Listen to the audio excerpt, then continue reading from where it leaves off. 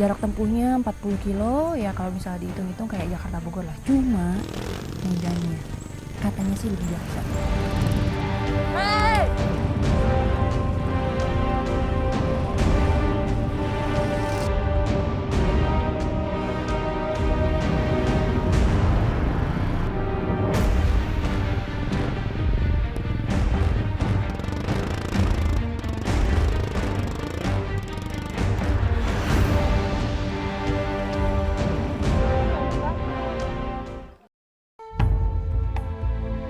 Rampi, satu dari dua kecamatan paling terpencil di Kabupaten Luwu Utara, Sulawesi Selatan, letaknya berbatasan langsung dengan Kabupaten Lore Selatan dan Poso di Sulawesi Tengah. 3.050 jiwa mendiami 6 desa di Kecamatan Rampi. 90% menggantungkan hidupnya pada hasil alam. Saking pelosoknya, Rampi tercatat sebagai wilayah di bawah garis kemiskinan. Kami akan mengunjungi Rampi. Dari Masamba, ibu kota Kabupaten Luwu Utara. Jarak tempuh hanya 86 km atau hampir setara dengan jarak Jakarta ke Purwakarta. Hanya ada satu jalan darat untuk mencapai Rampi, yakni melintasi lereng perbukitan Bali Aceh. Kami akan menembusnya dengan ojek motor. Bukan motor trail dengan biaya puluhan juta rupiah, melainkan hanya motor bebek yang telah dimodifikasi. Yang paling jelas berubah adalah bagian knalpot. Buangan gas mesin ini dipasang lebih tinggi. Begitu pula dengan kaki-kakinya. Kuda besi ini juga tidak memiliki rem belakang. Sepeda motor modifikasi juga dilengkapi ban bergerigi agar bisa mencengkeram badan jalan. Motor ini disulap sedemikian unik karena medan yang akan dijajal sangat tidak biasa. Stamina, kondisi motor prima, dan segala kebutuhan selama di perjalanan telah siap. 7 motor akan kami gunakan untuk membelah perbukitan dan lembah di Luwu Utara. Selepas desa terakhir, perjalanan terpaksa dihentikan karena salah satu motor menghadapi kendala. Bahan bakar cadangan tumpah ke jalan akibat penataan barang yang kurang rapi. Padahal bensin adalah bawaan penting yang harus selalu tersedia. Karena tidak ada satupun stasiun pengisian bahan bakar maupun penjual bensin eceran di sepanjang perjalanan. Motor-motor kembali melaju menuju pedalaman hutan belantara. Jalanan berpasir menyambut kami. Tantangan mulai terasa. Debu-debu yang berterbangan dengan mudah menerpa wajah dan saluran pernapasan kami. Udara dan matahari yang begitu terik siang ini juga dengan cepat membuat fisik kami menjadi lelah. Tidak ada konstruksi jalan rata, apalagi mulus. Ini masih sebagian kecil medan jalan menuju Rampi. Jalur ekstrim lain siap menghadang di depan. Sama sekali bukan jalan yang nyaman untuk dilewati kendaraan roda 2, karena lebih pantas menyebut jalan sempit ini sebagai jalan setapak. Pengendara mulai mengencangkan kendalinya untuk menjajal medan yang dipenuhi bongkahan batu besar. Di tangan para pengojek yang sudah akrab dengan medan ini, motor akan dipaksa menantang kemiringan terjal. Tubuh kami tak henti-hentinya terguncang di atas jalan bergelombang. Kami semakin sulit menahan rasa pegal akibat menahan keseimbangan badan. Sungguh tidak ada rasa nyaman dalam perjalanan kali ini. Perjalanan kembali terhenti. Dan kami harus turun dari motor karena memasuki medan bebatuan yang sangat hancur. Kami harus berjalan kaki hingga menemukan medan yang aman bagi motor untuk kembali ditumpangi. Tidak hanya terjadi satu kali, berkali-kali kami harus turun naik dari motor karena sangat berisiko jika motor tetap mengangkut penumpang.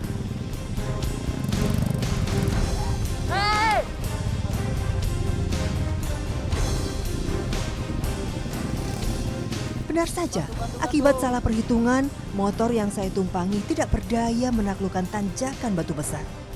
Motor tersungkur, badan saya dan pengojek sukses mencium tanah. Rasa sakit merayap ke seluruh badan. Beruntung tidak ada luka serius dan saya pun masih kuat berdiri. Tidak bisa beristirahat lama, kami harus bergegas kembali melanjutkan perjalanan karena matahari semakin doyong ke barat. Menghindari resiko kecelakaan selanjutnya, kami memutuskan untuk beristirahat semalam di Kombo, sebuah pemberhentian sementara di tengah hutan belantara Baliase. Kombo hanya beratapkan daun rumbia yang berdiri di atas tiang kayu tanpa penyekat atau dinding. Kombo ini sengaja dibangun oleh warga yang sering melintasi hutan Baliase. Tempat ini dipilih karena dekat dengan pancuran mata air tawar yang bisa dikonsumsi langsung. Ya, ini semuanya sekarang kita udah siap mau berangkat lagi. Tujuan kita sekarang adalah langsung ke Rampi dan perjalanan akan memakan waktu sekitar, kalau lancar mungkin sore sampai sana. Jarak tempuhnya 40 kilo, ya kalau misalnya dihitung-hitung kayak Jakarta Bogor lah. Cuma medannya katanya sih lebih dahsyat. Hutan dengan pepohonan rapat menemani perjalanan hari kedua. Pengojek harus ekstra hati-hati karena kondisi jalan semakin buruk. Kami memasuki lorong sempit yang hanya selebar bahu. Motor pun harus melintas tanpa penumpang karena medan menanjak, curam, serta berbelok-belok. Lagi-lagi sebuah lorong sepanjang 100 meter kembali menghadang kami. Pengojek mengatur strategi untuk melewatinya. Mereka bekerja sama menarik dan mendorong motor di medan terjal ini. Lorong panjang ini dulunya adalah tanah datar. Pengguna jalan bisa melintas di atas permukaannya. Akibat musim hujan dan tekstur tanahnya yang mudah longsor, pelan-pelan tanah tergerus dan merubah konturnya menjadi lorong mirip labirin kecil. Selepas lorong panjang, sebuah turunan tajam berbatu menjadi makanan roda-roda ekstrim. Dan inilah tanjakan yang paling curam. Bebatuan terjal dengan kemiringan hampir 90 derajat, tepat di hadapan kami. Hashim mulai mengikis pasir dari dinding lorong, kemudian menebarnya ke bagian jalan yang akan dilewati.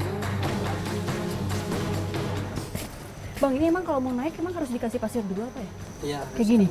Harus memang karena supaya ban motor nggak setengah mati. Nggak setengah mati, maksudnya biar nggak licin gitu? Iya. Oh, memang kalau misalnya nggak dikasih pasir nanti dia bannya belok-belok kemana-mana gitu, bisa lebih bahaya gitu ya? Iya, biasa kandas. Susah. Mana setengah mati dorongnya. Medan menanjak seperti ini membuat motor tak lagi bisa dikendalikan seperti biasa. Trek ekstrim ini panjangnya 50 meter, sementara jalan yang aman dipijak hanya 1 meter saja. Pengalaman mengajarkan segalanya. Sudah hafal dengan tugasnya masing-masing, pengojek mulai ambil posisi masing-masing dan bahu-membahu meloloskan motor dari tantangan. Satu persatu motor mulai bergerak. Joki mulai menghampiri bagian ban depan motor yang melaju pelan, lalu mengaitkan shock breaker atau peredam kejut dengan seutas rotan. Alat ini yang biasa digunakan joki untuk menarik dan meloloskan motor dari rintangan, karena tidak gampang putus. Sebaran batu-batu besar menambah daftar kesulitan di lereng curam ini. Mau tak mau, motor harus digas dalam-dalam agar bisa melaju. Derungan mesin motor pun makin mengganas. Tidak ada cara lain, motor harus terus bergerak. Joki yang membantu juga harus hati-hati menjaga posisi badan, terutama bagi yang bertugas mendorong, karena motor bisa saja mundur atau terbalik sewaktu-waktu. Benar-benar tak habis pikir bagaimana kesabaran warga Rampi menghadapi akses jalan yang tidak pernah berubah sejak dulu. Beberapa jalan tampak tidak masuk akal. Namun kami tidak boleh menyerah. Bagi joki seperti Fajar, jalur ekstrim ini sudah menjadi santapannya sehari-hari.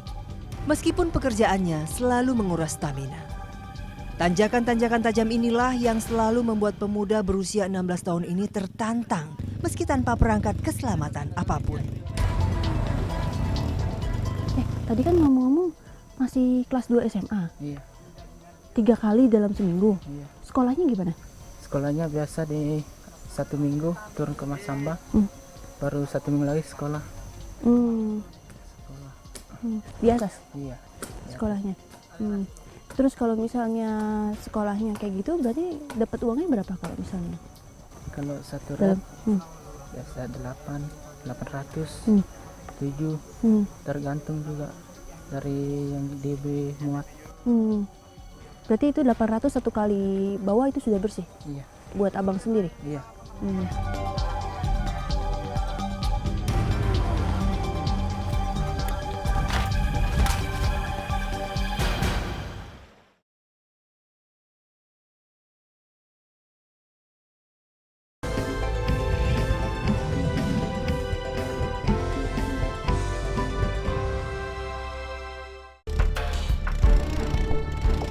Menjadi joki sudah populer di kalangan masyarakat Rampi. Banyak dari mereka yang masih usia belajar beralih menjadi pengendara ojek gunung karena pemasukan yang menggiurkan.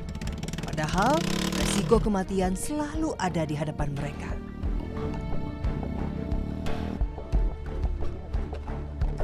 Lereng terjal kerap mengundang bencana seperti tanah longsor. Mau tak mau, pengguna jalan harus ekstra hati-hati. Di tengah jalan saya berjumpa dengan Ramli, seorang pemilik ternak yang sedang berjalan kaki di tengah belantara. Dibawa kemana? Oke, sama. Mas Ambah, maksudnya mau dijual? Begitu. Dijual. Berapa harga? Kalau di sana tergantung pembeli. Ini laku berapa? Ini belum bisa ditentukan harganya. Karena pembeli di sana menentukan dari persetujuan. Ada sampai 55 juta? Bisa. Per ekor? Bisa. Sungguh perjuangan yang luar biasa. Hanya untuk menjual ternaknya, Ramli harus menempuh 86 km ke Masamba selama 1 minggu dengan berjalan kaki.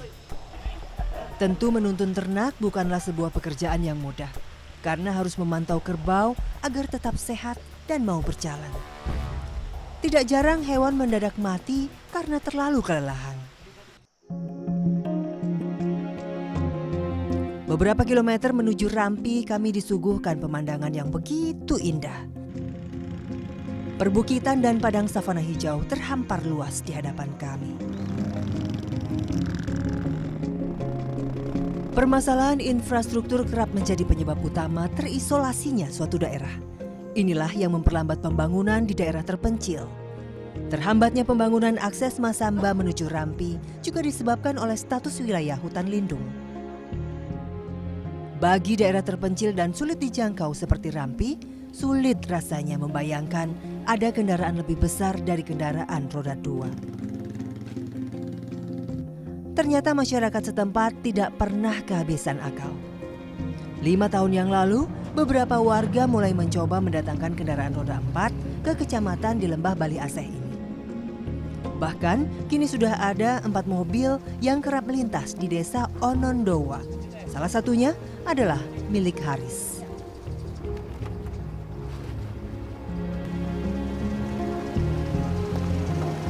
Beda rasanya menumpang mobil di sini. Rasanya seperti baru mendapatkan rezeki, bisa ikut jalan-jalan keliling desa. Haris adalah warga pendatang yang menetap di Rampi. Ide membawa potongan kerangka mobil diawali dari kesulitannya mendapatkan pekerjaan di desa pelosok ini. Selain untuk transportasi pribadi, kendaraannya digunakan untuk mencari nafkah. Mobilnya ia sewakan untuk membawa barang dan material bagi pembangunan desa dalam jumlah banyak. Ini gimana bawanya Pak? Kan jalannya pas mau ke Rampi itu kan jalannya kecil-kecil, terus mobil kayaknya nggak bisa lewatnya, gimana bawanya? Potong-potong, Maksudnya? penggal-penggal, bongkar, Semuanya dibongkar? ya, bongkar, Jadi bawahnya itu potongan-potongan? ya, Nah begitu sampai Rampi, lalu Bapak rakit sendiri? ya rakit sendiri. Berapa lama rakitnya? Sekitar 1 minggu ya. 1 minggu rakit ya? Bermodal 60 juta rupiah untuk mendatangkan satu persatu bagian-bagian mobil dari Masamba, lalu merakitnya hingga menjadi bentuk mobil yang utuh. Bila dihitung, ongkos angkutnya setara seperti harga mobilnya kala itu. Namun, Haris tidak ambil pusing, harus merugi di beberapa tahun pertama. Pemirsa, mobil ini adalah salah satu bentuk dari inovasi dari masyarakat Rampi dalam menghadapi keterbatasan masalah infrastruktur jalan. Karena kalau dilihat, Rampi sendiri memang desa yang berada di pedalaman dan sangat sulit dijangkau oleh kendaraan, terutama kendaraan mobil seperti ini. Bahkan bisa dibilang mobil tidak mungkin bisa lewat.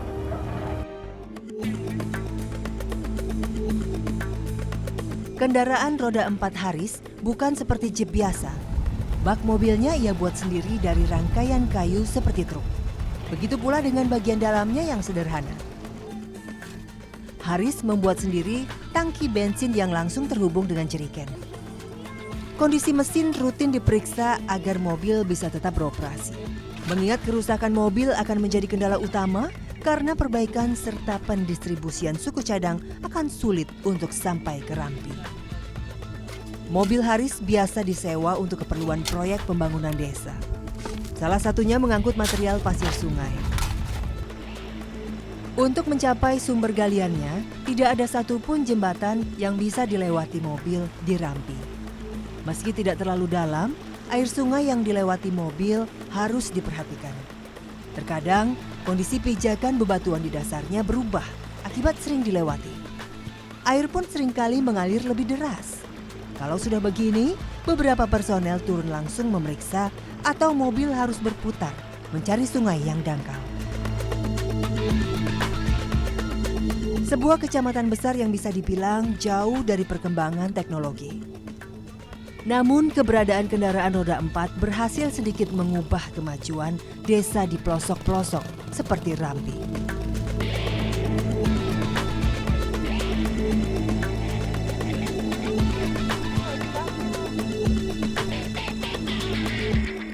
Ini uangnya ibu.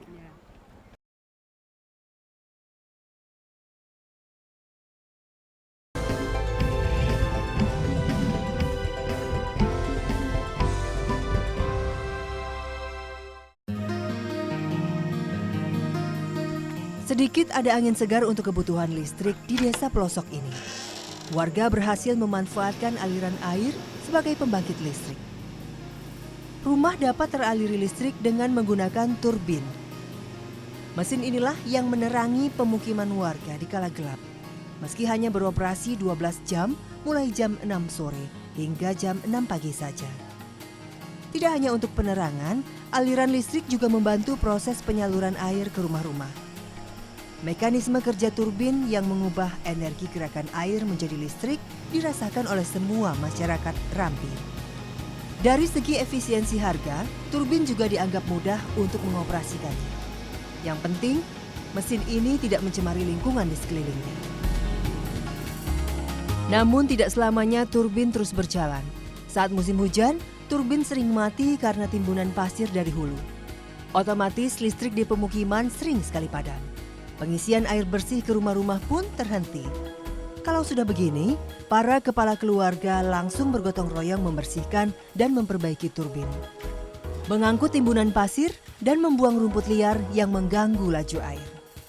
Karena besar harapan mereka agar desa tak lagi gelap gulita.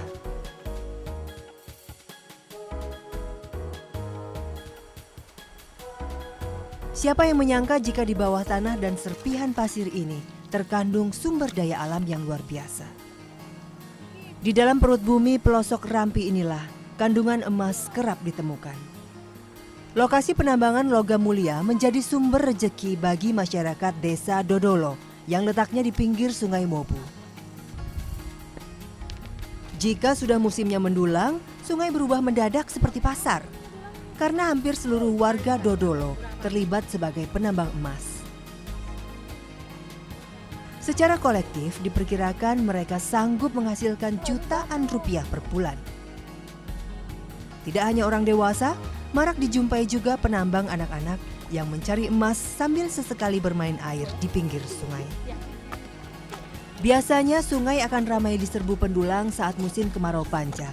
Karena pada saat itulah aktivitas di kebun dihentikan. Pendulangan pada musim panas juga lebih mudah karena debit air sungai lebih kecil dibandingkan saat musim hujan. Pencarian emas dilakukan hanya bermodalkan pengalaman. Penambang hanya mengikuti insting mereka. Mengambil pasir yang dirasakan ada kandungan logam mulianya. Seperti yang biasanya dilakukan oleh Lince. Sejak usianya 10 tahun, ia mulai mencari emas.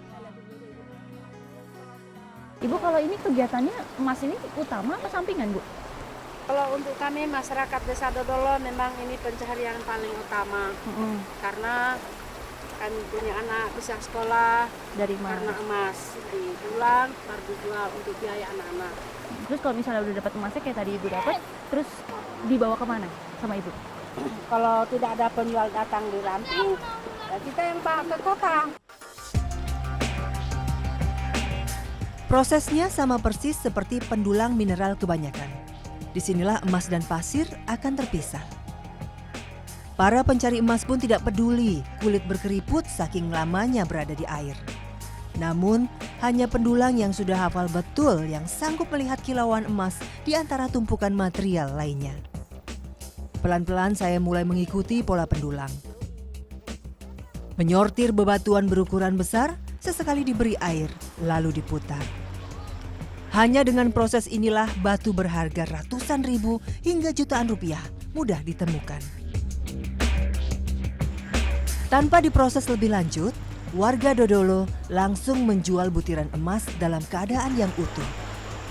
Seringnya mereka tidak perlu membayar ongkos transportasi ke Palopo untuk menjualnya, karena banyak pembeli emas yang sengaja datang ke Rampi untuk membeli. Dengan konsekuensi, harga emas lebih rendah dibandingkan harga toko yang mengikuti pasaran. Tidak selalu dihargai mahal. Jika sudah mendesak, warga biasa menjual emas dengan harga yang sangat murah, bahkan merosot hingga 75%.